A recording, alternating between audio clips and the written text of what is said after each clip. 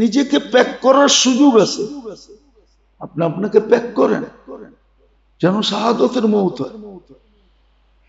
মৌত তো হবেই, আসছেন যাবেন না এটা তো হবে না, ঠিক না?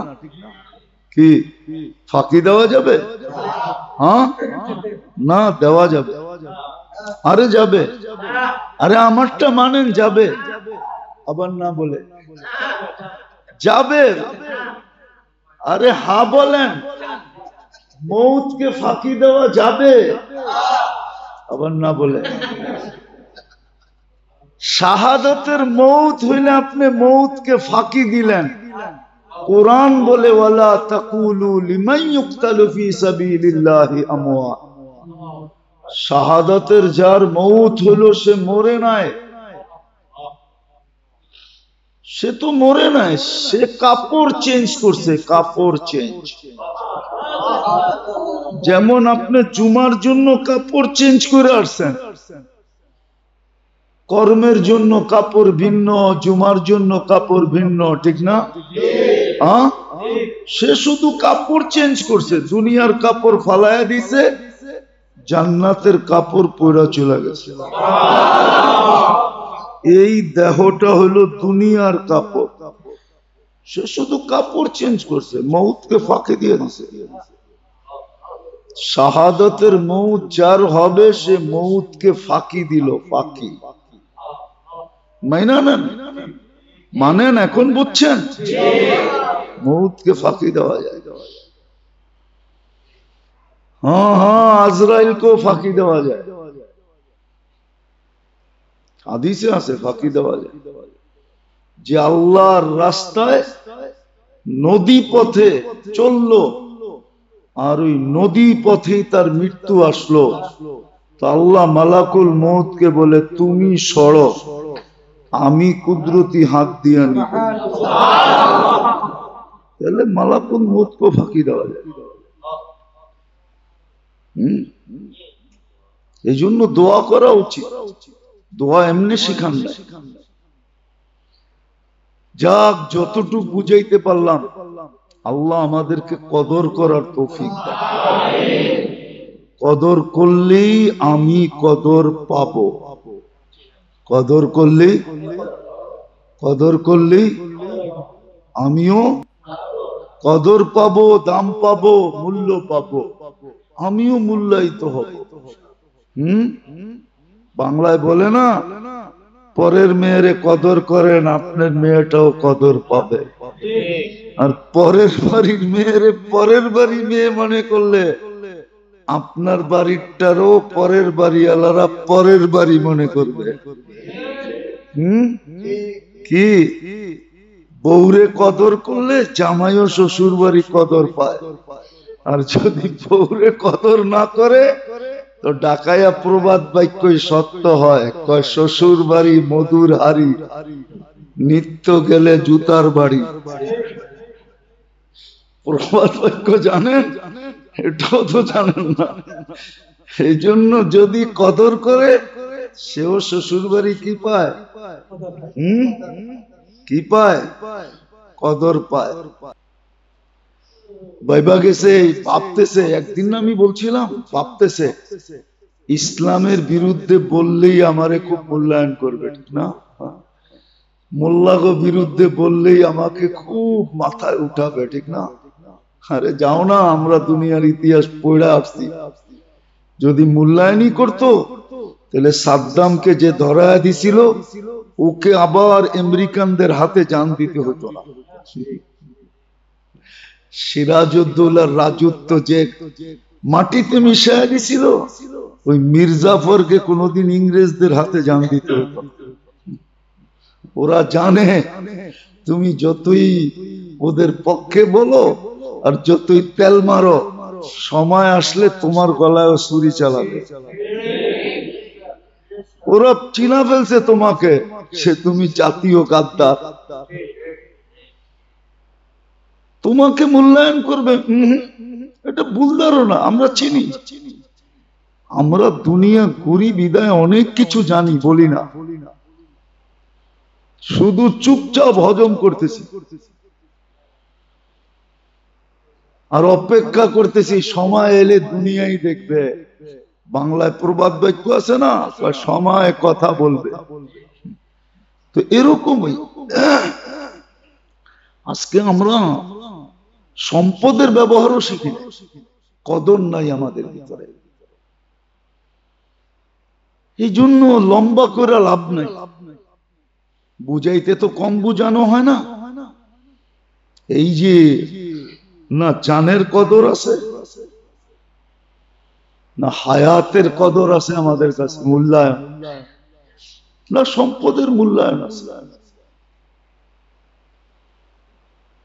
আবার হায়াতের মূল্যায়ন করার জন্য আল্লাহ ক্ষেত্র তৈরি করে দিয়েছে। তো জিন্দেগির কদর আমাদের কাছে নাই, জীবনের কদর নাই। কদর যদি থাকতো, হায় দুঃখ তো এখানেই,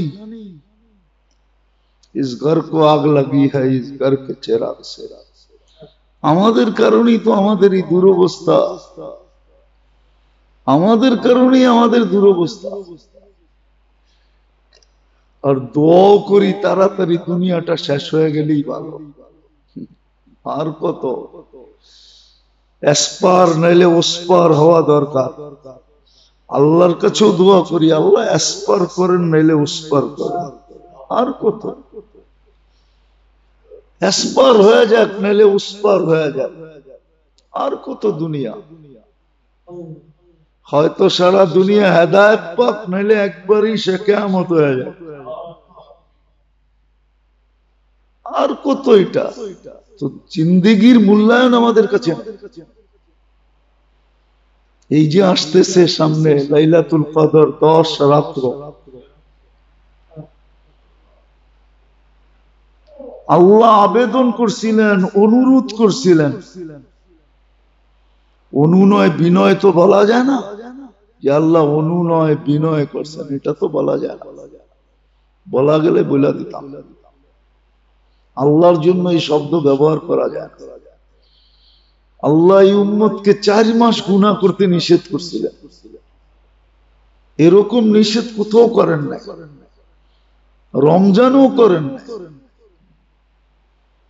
কিন্তু 4 মাস গুনাহ করতে নিষেধ করছিলেন। ইন্না ইদ্দাতাশ শুহুরি ইনদাল্লাহি 12 শাহরা, 12 মাসের ভিতরে আরবাতুম মিনহা হুরুম, 4 মাস নিষিদ্ধ মাস।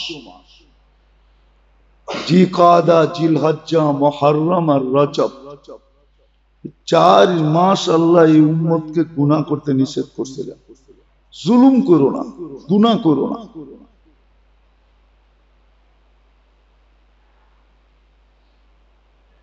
কোরআনে সব আছে, ফালা তাজলিমু ফীহিন্না আনফুসাকুম, তোমরা গুনাহ করো না 4 মাস। 4 মাস যদি গুনাহ না করো তো 8 মাস আমরা মাইনা নিব, 8 মাস মাইনা নিব। 4 মাস গুনাহ করো, 4 মাস গুনাহ করো না, কমসে কম 4 মাস করো না। 11 মাস বন্দেগী না করো, 11 মাস যদি বন্দেগী নাও করো, কমসে কম 1 মাস বন্দেগীর থেকে নিজেকে দূরে রাখো না। রমজানে বন্দেগী করো, বন্দেগীর হুকুম ছিল 1 মাস, 1 মাস কোমর কাইছা বন্দেগী করো। কাছা দিয়া বললে তো সতর উঠা যাইব, এই জন্য কাছা বললাম। কোমর কাইছা বন্দেগী করো। আর আল্লাহ রসুল কইরা দেখাইছে, কোমরে গামছা বান্দা বন্দেগী করতেছেন। আম্মা জানরা বলতেছেন 11 মাস আমাদেরকে চিনতেন, কিন্তু রমজান আসলে মনে হইতো আমাদেরকে চিনেনি। পুরা মাসে একবারও বিছনায় পিঠ লাগাইতেন না রাত্রে, কইরও দেখাইছেন। আল্লাহর চাওয়া তো বেশি ছিল না, আমরা শিখি নাই। কদর করতেছি না। আপনার কদর হবে কোত্থেকে? কদর যদি করতাম তাহলে তো ওয়াদা ছিল, আমি তোমাদেরকে চোখে চোখে রাখি। চোখে চোখে বোঝেন কি? মা যেরকম ছোট বাচ্চাকে চোখে চোখে রাখে, যে কোন দিকে গেল, পানিতে পড়লো কিনা, বাইরে গেল কিনা, রাস্তায় বেরিয়েলো কিনা, বিপদে পড়লো কিনা, 24 ঘন্টা যেরকম চোখে চোখে রাখে, বুকে বুকে রাখে, আল্লাহরও তো ওয়াদা ছিল আমিও তোমাদেরকে চোখে চোখে রাখবো, আর ওটার প্রমাণ আছে। এই জন্য তো একজনের জন্য ফেরেশতা আসছে, একজনের জন্য না, চোখে চোখে। একজনের ক্ষতিও সইতে পারেন না, ফেরেশতা পাঠায় দিয়েছেন। অবেশের সাক্ষাৎ যদি মিলে তাইলে তোমরা তোমাদের জন্য দোয়া করাও, আমার উম্মতের জন্য দোয়া করাও। কেন? অবেশ হাত উঠাইলে আল্লাহ খালি ফিরত দেন না। আর ওমর রাদিয়াল্লাহু তাআলা দোয়া করাইছেন ওনার জামানায়। হাদিসে আছে জান্নাতে যাওয়ার সময় আল্লাহ জান্নাতের গেটে দাঁড় করায়া অবেশকে মার সেবার বদলা দিবে। দোজখের ভিতরে যার উপরে আঙ্গুল উঠাবেন তাকেই আল্লাহ অবেশের সুপারিশে জান্নাত দিবেন। আরবের একটা গোত্রে যত লোক ছিল কিয়ামতের সকাল পর্যন্ত হবে, এত পরিমাণ লোককে অবেশের আঙ্গুলের ইশারায় জান্নাতে দিবে। মূল্যায়ন মানুষকে বড় উপরে উঠায়, দুনিয়ার দিক দিয়ে উঠায়। আছে আমাদের সমাজে আছে, অনেক চৌধুরী পাওয়া যাবে খুঁজা। আমিও কয়েকজন চৌধুরীকে চিনি। এখন নামের পরে চৌধুরী। কি চৌধুরী বোঝেন? চৌধুরী বোঝেন? মনে হয় বোঝেন না। চিটাগাঙ্গের একজনকে আমি চিনি, এখন নামের আগেও চৌধুরী পরেও চৌধুরী, কিন্তু আমি নিজের চোখে দেখছি এর মা বাবা কুমার ছিল, কুমার এরা ছিল। কুমার বোঝেন কি? হাড়ি পাতিল বানাই, আমি চিনি।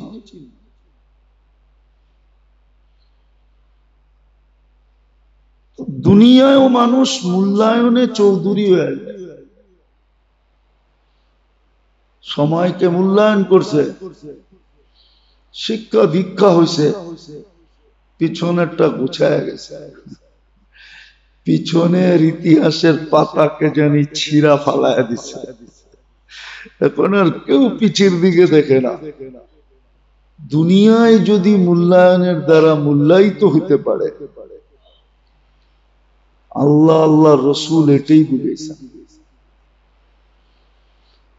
অঙ্গ প্রত্যঙ্গের যেভাবে মূল্যায়ন করার দরকার করো, নাহলে কোরআন কেন বলবে উলাইকা খায়রুল বারিয়া? আপনি চলতেছেন জমিনে, আকাশ থেকে ধ্বনি আসতেছে উলাইকা খায়রুল বারিয়া, সমগ্র সৃষ্টির কানে ধ্বনি চলতেছে, এর চেয়ে উত্তম জমিনের পিঠে কেউ নাই। এটা কোরআনের ধ্বনি। যখন এই দেহের মূল্যায়ন হবে, যেইভাবে করার ওইভাবে, কিন্তু আফসোস এটা শিখতে হবে যে দেহের মূল্যায়ন কিভাবে হয়, কোন কাজে লাগাবে, এক একটা অঙ্গকে কিভাবে ব্যবহার করবে। বলবেন তাইলে কি দুনিয়ার কাজ কামার করব না? না, করবেন, সবই হবে। তখন দুনিয়ার কাজও কাজ হবে না, দুনিয়ার কাজও আপনার মূল্যায়নের কারণ হবে, মূল্যায়িত হওয়ার কারণ হবে, দামি হওয়ার কারণ হবে। নাইলে কেন বলা থাকে? কেন বলা হলো? যে তাজের সারা দিন বাজারে থাকবে আর কিয়ামতের দিন নবীর কাঁধে কাঁধ লাগায়া উঠবে। এটা কি মূল্য না? না মূল্য না? ছোট মূল্য? বহুত বড় মূল্য। তদ্রূপ যখন হায়াতে জিন্দেগির মূল্যায়ন করে মানুষ, কদর করে হায়াতে জিন্দেগির মূল্যায়ন, মুহূর্তগুলোর যখন মূল্য দেয়, মুহূর্তগুলোর যখন মূল্য দেয়, হায়াতে জিন্দেগির যখন মূল্যায়ন করে, যেইভাবে করার দরকার, তো হায়াতে জিন্দেগির মূল্যায়ন করলে ঘুমায়া থাইকাও সওয়াব লেখানো যায় না? যায় না? তাইলে হাদিসে এই কথা কেন আসলো? এশা বাজমাত পড়লো, ফজর বাজমাত পড়লো, সারা রাত্র যেন ইবাদতে কাটাইল, অথচ সারা দুনিয়া দেখতেছে ও ঘুমে কাটাইতেছে, কিন্তু ফেরেশতা লিখতেছে ইবাদত ইবাদত ইবাদত ইবাদত, সুবে সাদেক হওয়া পর্যন্ত লিখলো। তো সময়ের মূল্যায়নও যদি মানুষ করে, সময়ের মূল্যায়নও যদি মানুষ করে, হায়াতের মূল্যায়ন, তো এটার দ্বারাও মানুষ মূল্যায়িত হয়, দামি হয়। এটারও পদ্ধতি শিখাইছেন,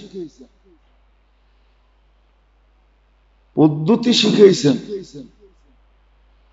যে তুমি সময়ের মূল্যায়ন কিভাবে করবে। এই জন্যই কিন্তু ভাগ ভাগ করছেন। ফজরের মূল্যায়ন করলে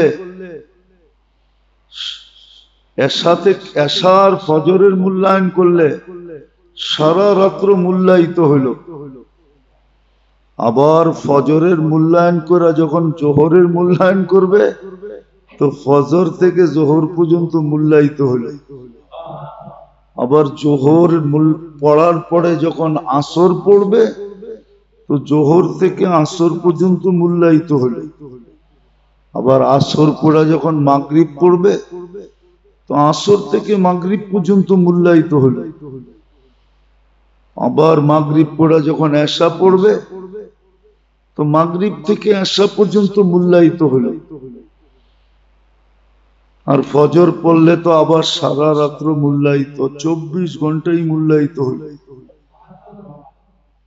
24 ঘন্টা মূল্যায়নের খাতায় গেল। কিন্তু হ্যাঁ, পদ্ধতি শিখতে হবে, নাইলে কিন্তু নেয়ামত আসবে আর যাবে। আর এটাও সত্য, আর প্রশ্ন উত্তর কিন্তু নেয়ামত দিয়েই হবে। এই জন্য সূরা আর রহমানে 96টা নেয়ামতের কথা লেখা আছে, 90 থেকে 96টা। আর প্রত্যেক নেয়ামতের পরেই আল্লাহ জিজ্ঞাসা করছে তর্জমা কি পাবে, ইয়া আলাই রাব্বিকুমা তুকাযযিবান। আমরা শাব্দিক তর্জমা করব যে আল্লাহর কোন কোন নেয়ামতকে অস্বীকার করবে। এইখানে আবার গোপন আরেকটা তর্জমা আছে, কি এক একটা নেয়ামত বইলেই আল্লাহ জিজ্ঞাসা করছে আমি তো করলাম, তুমি আমার লিগা কি করলা, बता तूने मेरे लिए क्या किया। खलकल इंसान मिन सलसालिन कल फख्खार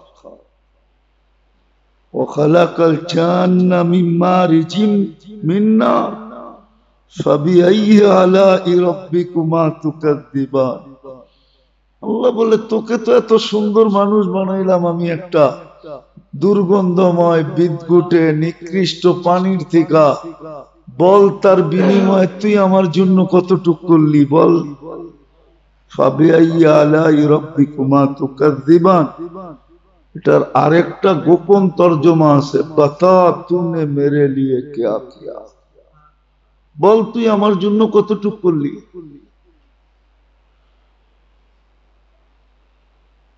তো নেয়ামতের প্রশ্ন এই জন্যই, যখন সময়ের মূল্যায়ন না করবে, এটাই আমার বিরুদ্ধে যাবে। একটা উদাহরণ যদি দেই, 80 বৎসরের বৃদ্ধকে যদি আল্লাহ বলে যে তোর জন্য তো বেশি কিছু দরকার ছিল না, দৌড়াইয়া দৌড়াইতে দৌড়াইতে দৌড়াইতে দৌড়াইতে দৌড়াইতে ক্লান্ত হইতে হইতে হইতে হইতে 80টা না, একটা লাইলাতুল কদর ধরে নিয়ে আসলি তো হইতো। একটাই তো 83 বৎসর ছিল, তুমি তো ছিল 80 বৎসর। 80তে 80 বাদ গেল তো 3 বৎসরের পাওনা তুমি পাইতে। হাসার বিষয় না, কিন্তু বড় বাবার বিষয়, চিন্তার বিষয়। তাহলে তো তুমি পাওনা হইতে, আমি তো পাওনা হইতাম না। বরং উল্টা তুমি আমাকে বলতে পারতে 3 বৎসরের জন্য কি দিবেন দেন। দুনিয়া তো টানা হেসরার জীবনই ছিল, কাটায় আসছি, এই 3 বৎসরের পাওনা দিয়েও জীবন কাটায় নি। আর আল্লাহর 3 বৎসরের পাওনা তো 3 বৎসর থাকবে না। ওই আখেরাতের পাওনা তো আখেরাতের পাওনা না। যদি আখেরাতের পাওনা 3 বৎসরই হইতো, তাহলে আধা বেলায় কেন 500 বৎসর দেরি হইতো? আধা বেলা দেরি করছে, আধা বেলা। আব্দুল্লাহ ইবনে রাওয়াহা রাদিয়াল্লাহু তাআলা আনহু আধা বেলা দেরি করছে। আল্লাহ রাসূল বলছে আধা বেলা? 500 বৎসর পিছে চলে গেছে, পিছে। তাহলে আধা বেলায় যদি 500 বৎসর হয়, পুরা বেলায় কত? 24 ঘন্টায় কত? সপ্তাহে কত আর মাসে কত আর বৎসরে কত? 3 বৎসরে কতটি পাওনা হবে? ও তো তর্ক করতে পারতো যে 3 বৎসর আমি পাওনাদার, আমি ওই 3 বৎসরের ভিতরে আরো 3টা লাইলাতুল কদর আছে, ওইটারও 83 বৎসর করে আমি পাওনাদার। আল্লাহর সামনে যুক্তি দাঁড় করাইতে পারত যদি সময়ের কদর করত। আমাদের কাছে তো সময়ের কদর নাই। আছে, দুনিয়ার জন্য আছে, দেখি তো মাঝে মাঝে দুনিয়ার জন্য আছে। দুনিয়ার সামান্য মজদুরির জন্য সারা রাত্র রোডে দাঁড়ায়। দেখি তো।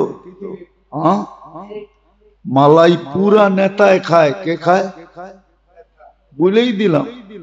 মালাই পুরাটা কে খায়?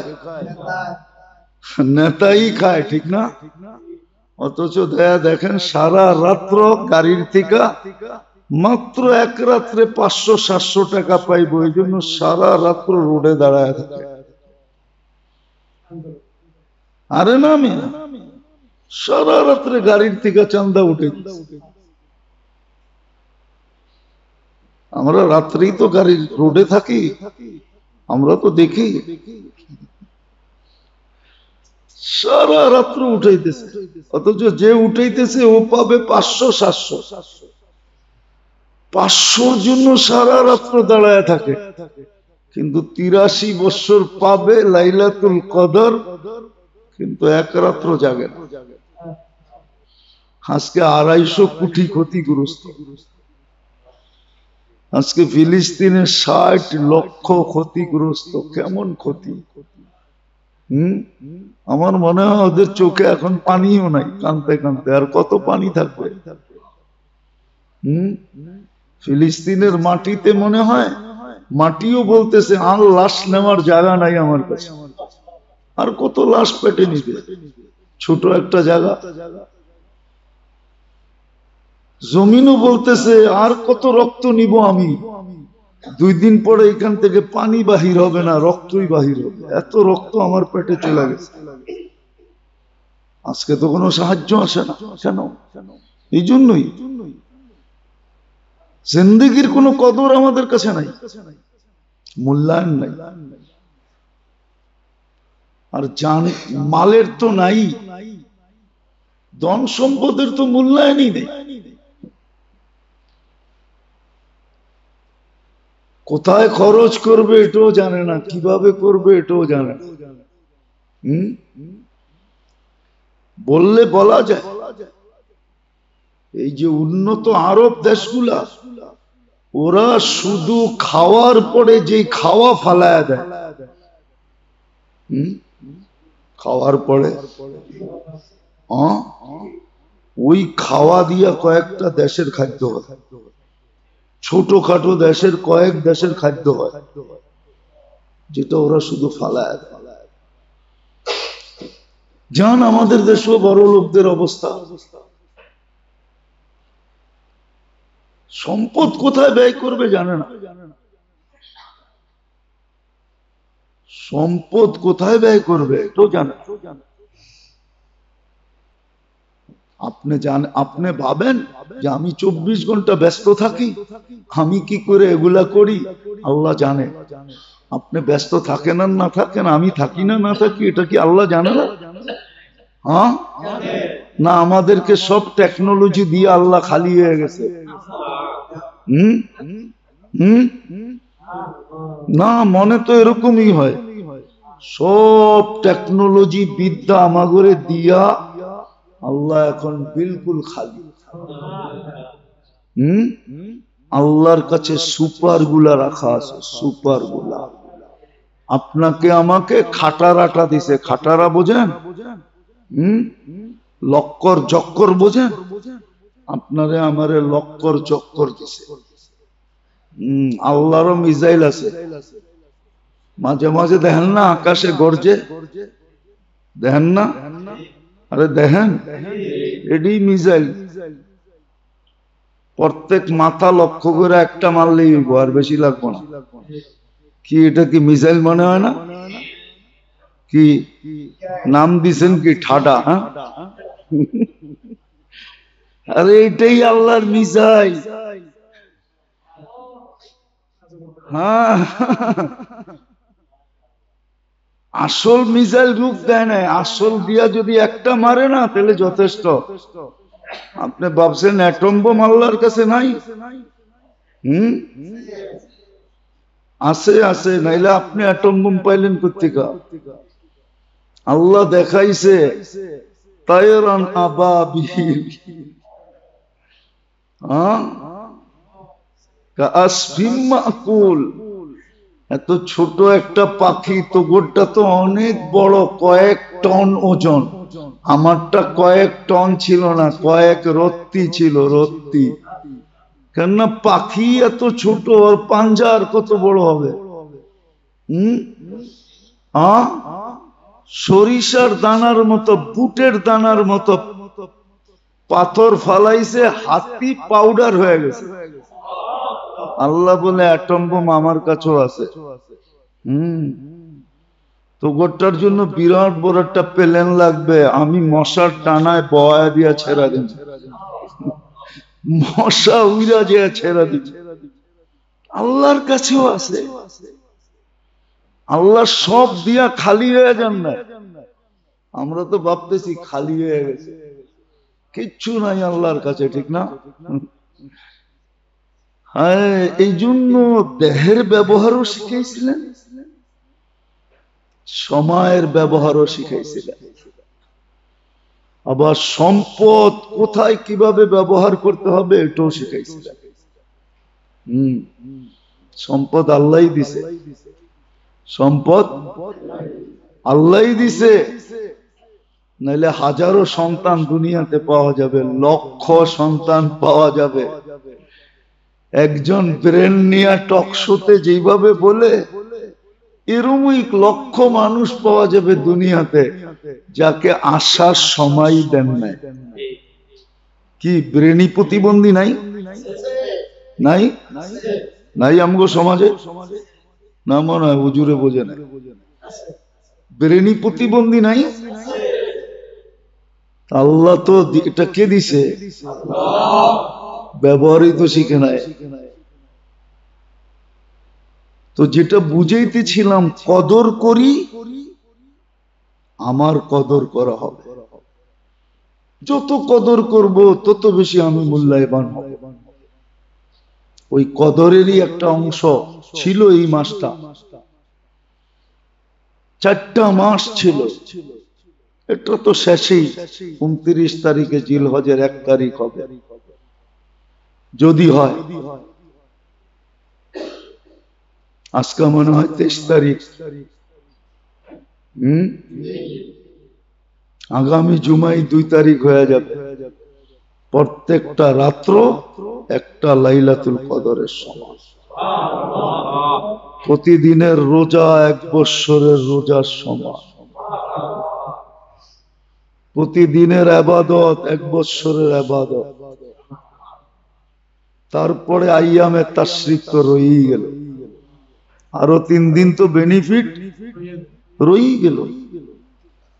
তারপরে আসবে মুহররম।